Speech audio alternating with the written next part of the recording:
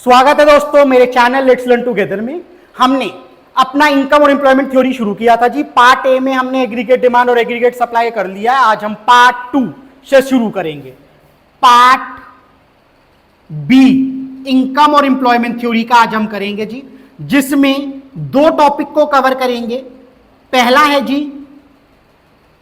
Consumption function और equation, one of the same thing, और दूसरा है जी सेविंग फंक्शन। सेविंग फंक्शन और इक्वेशन एक ही बात है जी। देखिए जी, सबसे पहले मैं आपको बताता हूं क्या वो कंजम्पशन हो क्या वो सेविंग हो। कंजम्पशन या सेविंग डिपेंड करती है हमारी इनकम के ऊपर। कंजम्पशन हो या सेविंग हो वो डिपेंड करती है इनकम के ऊपर। सिंपल सी बात है, जो भी हम इनकम जनरेट कर रहे हैं या जो भी कंट्री इनकम जनरेट कर रहा है उसी से कंज्यूम भी करेगा और सेव भी करेगा।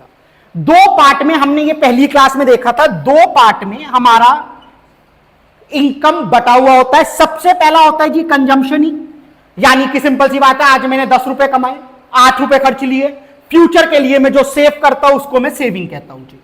रिपीट करता हूं जी, मेरे पास 10 रुपए इनकम के थे, 8 रुपए मैंने खर्च लिए तो मैंने कंज्यूम 8 रुपए कर लिए जी। जो 2 रुपए बचाए वो हमारी सेविंग है।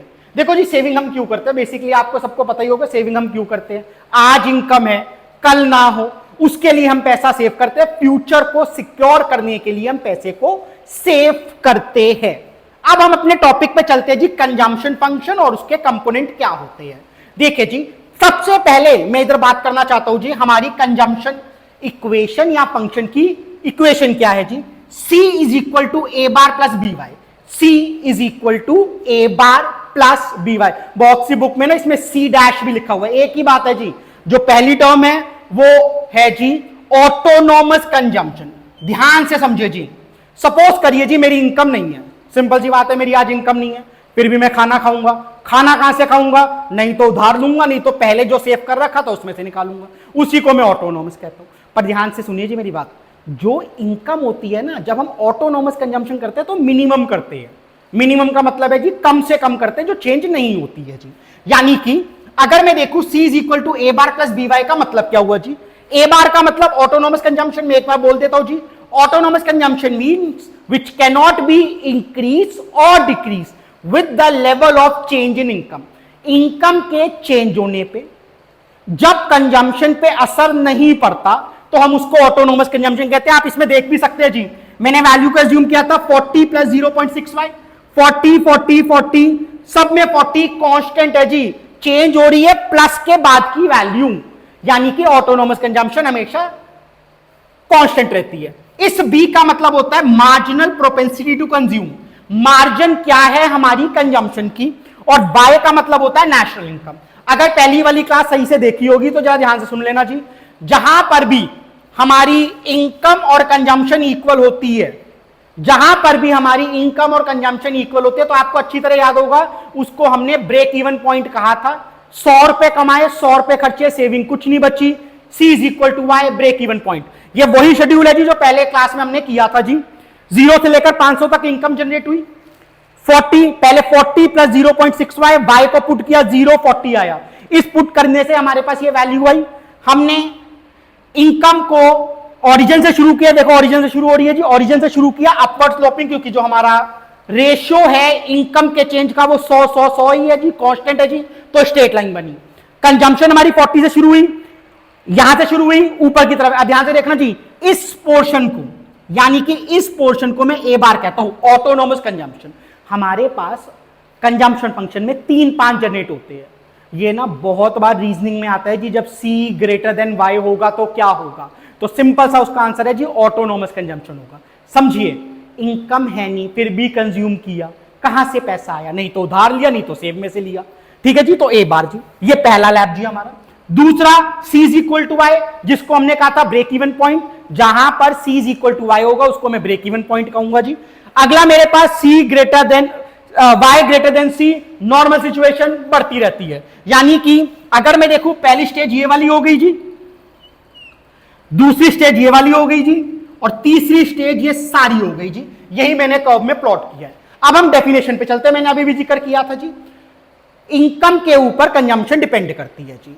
यानी कि there is a close relationship between income and consumption. Income increases, consumption also increase. जब इनकम इंक्रीज होगी कंजम्पशन भी इंक्रीज होगी, पर जो इनकम का इंक्रीज है वो हमेशा ग्रेटर होगा, जो हमने यहां पर लिखा हुआ है जी। ऑटोनोमस कंजम्पशन के बारे में मैंने एक छोटी डेफिनेशन लिख ली है जी, एक बार मैं पूरी तरह लिखा भी हुआ है, रिपीट भी कर देता हूं जी। There is a close relationship between income and consumption. As income increase consumption also increase, but the increase in income is always greater. At zero level of income consumption is autonomous. Autonomous consumption means which cannot be increased or decreased with the level of change in income. अब देखिए जी, इसके दो part basically हमारे पास आते हैं जी। Consumption function के दो part होते हैं, एवरेज प्रोपेंसिटी टू कंज्यूम और मार्जिनल प्रोपेंसिटी टू कंज्यूम। फॉर्मूले वाले है जी, ये सिंपल सी बात है जी। हमारे पास एवरेज प्रोपेंसिटी टू कंज्यूम का जो फॉर्मूला होता है वो होता है जी C/Y, consumption expenditure upon y. देखो प्रैक्टिकल थ्योरी बताई थी जी, जहां पर भी फॉर्मूले है डेफिनेशन उसी से प्लॉट हो जाएगी। जैसे कि C is equal to y बोल रहा हूं, एवरेज प्रोपेंसिटी बोल रहा हूं, डेफिनेशन प्लॉट करता हूं जी। APC can be defined as the ratio of consumption expenditure by the income. अब देखिए जी, मैं आपको फिर बता देता हूं जी, इनकम और एपीसी में, इनकम और एपीसी में इनवर्स रिलेशन होता है। इनकम और एपीसी में इनवर्स रिलेशन, में छोटा सा ना इसको प्लॉट करके दिखा देता हूं। देखो जी, ये हमारी इनकम है जी, ये हमारी कंजम्पशन है जी, और ये हमारी है जी एपीसी। तीन वैल्यू ले लेता हूं मैं जी इधर से, 0, 100 और 200। पहले में 40 है जी, फिर 100 हुई जी, फिर 160 हुई जी। इसका फॉर्मूला C/Y होता है जी। ये आपने यहां देखो जी, ये रहा फॉर्मूला जी, और ये वैल्यू मैंने यहां से उठा ली है जी। यानी कि पहला देखूं तो 40/0 इंफिनिटी जी, उसके बाद 100/100 इज इक्वल टू 1। अगला देखेंगे 160/200 इज इक्वल टू 0.8। यानी कि इनकम बढ़ रही है तो एपीसी घट रहा है। इनवर्स रिलेशन मैंने यहां पर, मैं जो भी पेपर में आए ना जी, शेड्यूल के थ्रू करना, रीजनिंग एक ही आनी है, दो ही आनी है, तो जल्दबाजी बिल्कुल मत करना जी। ये मैंने आपको करके भी दिखा दिया इनवर्स रिलेशन क्यों होता है। मैं डेफिनेशन एक बार एपीसी की बोल देता हूं जी। It is a ratio of change, it is a ratio of consumption expenditure by the income. It shows an inverse relationship between income and APC. As income increase, APC decline, on the other hand vice versa. दूसरा जो हमारे पास main part होता है जी, वो होता है, देखो जी, marginal का मतलब ही चेंज होता है। जहां पर भी एम हो ना तो डेल्टा आना जरूरी है। न्यूमेरिकल में बताऊंगा अच्छी तरह जी, जहां पर भी एम मार्जिनल हो यानी कि change.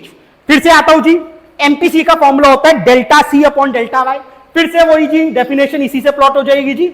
Marginal propensity to consume is a ratio of change in consumption expenditure by the change in income। फिर से इनवर्स रिलेशन करके देख लेना जी। आगे सुनिए जी, ये हमारा टॉपिक कंजम्पशन फंक्शन का पूरा यहां पर खत्म होता है। दूसरे टॉपिक पे चलते हैं, सेविंग फंक्शन पे। तो दूसरा टॉपिक है वो है जी saving function. Saving function consumption, hopefully आपको सबको समझ में आया हो। देखिए जी, कुछ भी समझ में नहीं आया था ना, डीएम कर दो या कमेंट नीचे लिख दो, मैं दोबारा एक बार उसको समझाऊं। कोई भी डाउट हो ना, कमेंट के नीचे कमेंट लिखो नीचे जी, मैं आपको दोबारा रिव्यू करूंगा, उस पर दोबारा उसको समझाने की कोशिश करूंगा जी। अब हम दूसरे टॉपिक पे आते हैं, सेविंग। फिर से वही बात जी, इनकम का जो बचा हुआ पार्ट वो सेविंग, जो कंज्यूम के बाद बच गया जी। यानी कि इसका भी रिलेशन किससे, इसका भी रिलेशन सिंपल सी बात है इनकम से। मेरी इनकम है तो कंजम्पशन भी और सेविंग भी है जी। तो डेफिनेशन की तरफ चलते हैं जी। फिर से वही लैंग्वेज नहीं चेंज हुई जी, सिर्फ कंजम्पशन को हटा के सेविंग कर दिया और जीरो लेवल पे कुछ और आ गया। देखो जी, there is a close relationship between income and saving. As income increase, saving also increase, but the increase in income is always there। Simple सी बात है, इनकम ज्यादा ही होगी, सेविंग कम ही होगी। सेविंग कभी ऊपर जा ही नहीं सकती जी। देखिए जी, आप ध्यान से सुनिए जी मेरी बात, इधर भी देखिए और इधर की तरफ। वेरी वेरी रीजनिंग के लिए इंपॉर्टेंट पॉइंट जी। इनकम मेरी 0 थी जी, इनकम नहीं थी जी, फिर भी मैंने कंज्यूम किया जी, जो 40 आ गया जी। फिर भी मैंने कंज्यूम किया, जो 40 आ गया, तो ऑटोमेटिकली जो कंजम्पशन का पैसा है मैंने सेविंग से लिया, तो ये नेगेटिव सेविंग जी। फॉर्मूला भी S is equal to y minus c होता है जी। यानी कि ये तो प्लॉट बिल्कुल सेम है जी।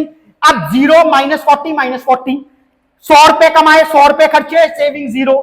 200 रुपए कमाए, 160 रुपए खर्चे, सेविंग 40। यानी कि 40 80 120 और 160 जी। अब ध्यान से सुनना जी, फिर से देखो इस पे ना ज्यादा फोकस में क्यों कर रहा हूं, क्योंकि रीजनिंग के लिए यही चीजें आती है।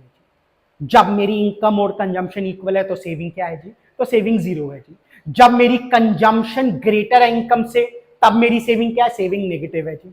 जब मेरी इनकम ग्रेटर है कंजम्पशन से सेविंग क्या है जी, सेविंग पॉजिटिव है। यही तीन कॉन्सेप्ट है जी, इसी तीन पिलर्स के ऊपर हमने सब कुछ खड़ा कर रखा है जी। मैं एक बार डेफिनेशन रिपीट करता हूं, प्रैक्टिकल थ्योरी लर्न मत करना जी, समझना, नहीं समझ में आए किसी और को पकड़ो, बिल्कुल मुझे ना सुनना। इको बहुत आसान है जी, मैं रिपीट करता हूं जी। अब there is a close relationship between income and saving. As income increase, saving also increase, but the increase in income is always greater. At zero level of income, saving is negative. Negative saving shows borrowing. उधार लिया या पहले की saving से पैसे को उठाया जी। अब देखिए जी, मैं सिंपल सी बात है, अभी अभी हमने ये फॉर्मूला किया था पीछे भी और पहली वाली क्लास में भी किया था, S is equal to y minus c. Consumption सही से समझ में आया तो कंजम्पशन की value a bar plus b y होती है जी, ये हमने कई बार कर लिया है जी। अब इस सी की जगह मैं इस वैल्यू को यहां पर पुट कर रहा हूं जी, मैं रिपीट करता हूं जी, इस सी की जगह मैं इस वैल्यू को पुट कर रहा हूं यहां पर, यानी कि s is equal to y minus bracket लगाया a bar plus b y ji.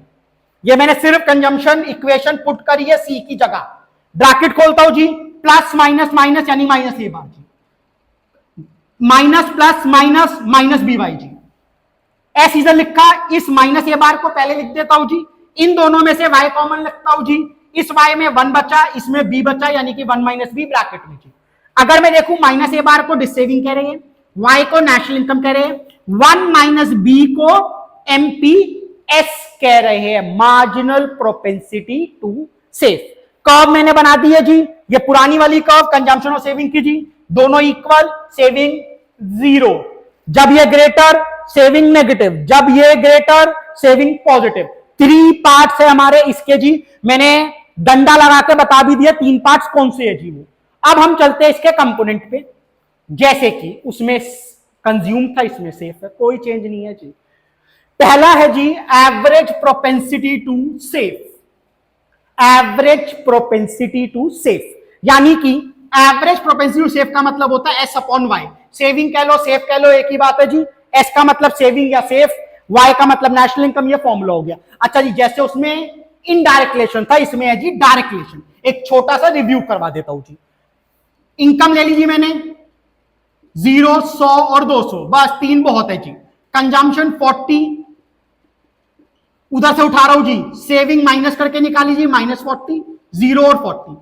APS का फॉर्मूला एस अपॉन वाई, यानी कि -40 अपॉन 0 इंफिनिटी, फिर 0 अपॉन 100 0, फिर 40 अपॉन 200 जी, 0 0 गया 0.2, यानी कि सिंपल सी बात है, ये बढ़ रहा है ये भी बढ़ रहा है, सीधा सीधा दिख रहा है, इनकम बढ़ी, एपीएस भी बढ़ा, डायरेक्ट रिलेशन। एक बार डेफिनेशन प्लॉट कर देता हूं जी। Average propensity to save can be defined as the ratio of saving by the income. It shows a direct relationship between income and APS. As income increase, APS also increase, on the other hand vice versa. पहला part ये proof करके भी दिखा दिया reasoning पे, फिर बता रहा हूं, फिर बार बार कोई भी रीजनिंग आती है अगर उसके साथ टेबल एसोसिएटेड है, टेबल बना के अपने आंसर को करेक्टली करिए। एक ही क्वेश्चन आना है जी, किस्मत चेक नहीं करनी है जी, मुझे आता है मुझे नहीं आता, बना के देखना है जी। अगला मेरे पास आता है मार्जिनल प्रोपेंसिटी टू सेव। फिर से रिपीट करता हूं जी, जब भी एम आया डेल्टा आया, फॉर्मूला हुआ delta s upon delta y. It is a ratio of change in saving by the change in income. It shows a direct relationship between income and amps.